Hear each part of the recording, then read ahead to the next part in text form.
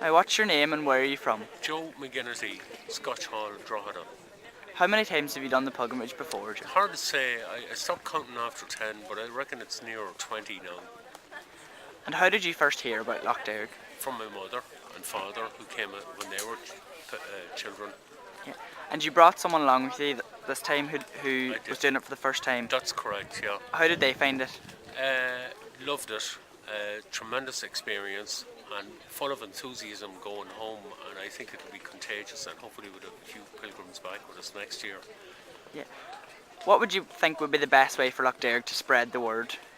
Well, I find, as having been to Lough Derg many times, I find it very difficult to persuade people to come to Lough Derg.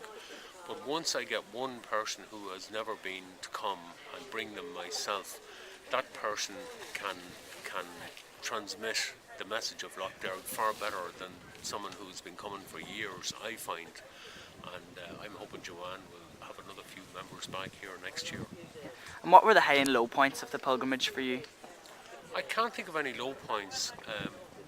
One of the great things I find about the pilgrimage in Lough Derg is that when you reflect back during the winter months on your pilgrimage to Lough Derg, those reflections and thinking about them put you in a safe place. And especially, you know, if you're feeling lonely or anything like that, it's lovely to reflect back on Lough Derg. And those reflections during the winter and thinking about Lough Derg sort of set the seed for coming again this year.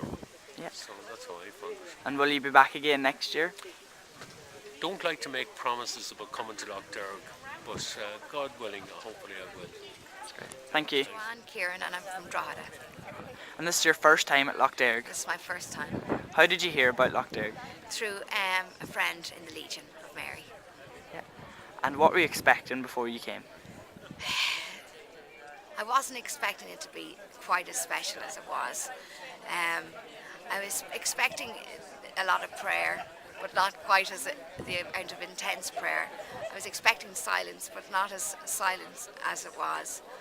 I was expecting challenges, but not as big challenges as there was, and I just wasn't expecting the unity between people and the unity between Our Lady and Jesus and the people.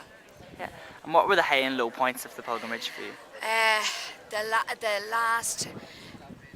last two, what are they called in the when you do the stations? The last two stations in the church at night, when you're just about to fall over. Yeah. And what about the high points? The prayer and the people, and just the everything. Everything was a high point. The low points were high points. Yeah. How would you describe Lough Derg to someone that hasn't been before? You just have to go. You have to go and experience it, and just trust that it's going to do wonders for you. And how do you think Lough Derg should spread their word?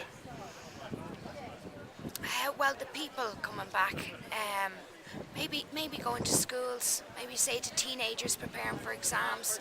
Well, they might be too young, but college students definitely. Yeah, and in parishes, you maybe get people, maybe get a priest to talk about it. Yeah. And will you be back to Lough Derg again? Definitely, yeah. And you'll be bringing I'll your be friends? bringing people.